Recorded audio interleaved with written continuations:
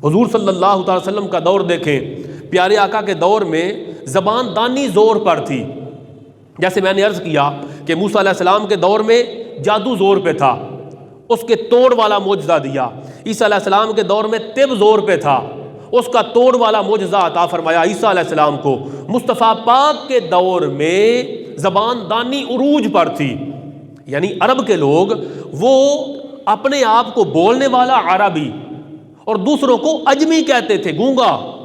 اب اندازہ فرمائیں ان کی سائیکی یہ تھی کہ بولنا ہمیں آتا ہے، زبان ہمیں آتی ہے اور کوئی بول نہیں سکتا، اور وہ ایسا ایسا کلام فی البدیہہ کہہ دیا کرتے، یعنی بیٹھے بیٹھے فوری طور پر ایسے ایسے اشعار اور ایسا ایسا کلام کہتے کہ جس کی تشریح آج تک لوگ کرتے ہیں اور آج تک وہ کلام نصاب میں پڑھایا جاتا ہے.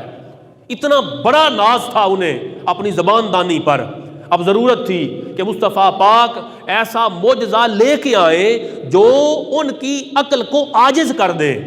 معجزہ کا مقصد ہی یہ ہے، معجزہ کا مطلب ہی یہ ہے. معجزہ عاجزہ یعجز عجزن سے بنا ہے.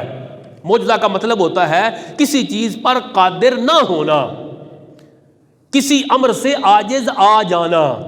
معجزہ کا مطلب یہ ہے کہ کوئی بندہ جب اسے دیکھے گا تو اس کی عقل عاجز آ جائے گی کہ یہ کیسے ہو گیا.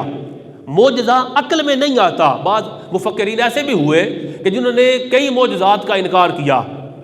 وہ کہتے ہیں کیسے مان لیں کہ یہ تو عقل میں نہیں آتا، حالانکہ معجزہ کہتے ہی اسے ہیں کہ جو عقل میں نہ آئے. معجزہ اسے کہتے ہیں جس کی آگے عقل عاجز آ جائے، وہ معجزہ ہوتا ہے. اللہ نے مصطفیٰ پاک کو معجزات دو ایسی عطا فرمائے جو قیامت تک موجود ہیں اور موجود رہیں گے، اور لوگوں کو اللہ وحدہ لا شریک کی قدرت کی طرف بلاتے رہیں گے. ان میں سے ایک معجزہ قرآن کا معجزہ ہے، دوسرا معجزہ معراج کا معجزہ ہے.